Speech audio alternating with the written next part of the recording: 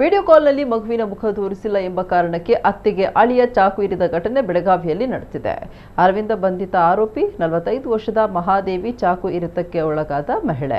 1.5 ವರ್ಷದ ಹಿಂದೆ ಈಕೆಯ ಮಗಳನ್ನ ಅರವಿಂದ್ಗೆ ಕೊಟ್ಟು ಮದುವೆ ಮಾಡಲಾಗಿತ್ತು. ಈ ದಂಪತಿಗೆ 2 ತಿಂಗಳ ಹಿಂದೆಯಷ್ಟೇ ಮಗುವಾಗಿತ್ತು. ಹೀಗಾಗಿ ಅರವಿಂದ್ ಪತ್ನಿ ತವರಿನಲ್ಲಿದ್ರು ಕೂಡ ಆತ ಪದೇ ಪದೇ ವಿಡಿಯೋ ಕಾಲ್ ಮಾಡಿ ಹೆಂಡತಿ ಮತ್ತು ಮಗುವಿನ ಮುಖ ತೋರಿಸುವಂತೆ ಕಿರುಕುಳ ನೀಡ್ತಾ ಇದ್ದ.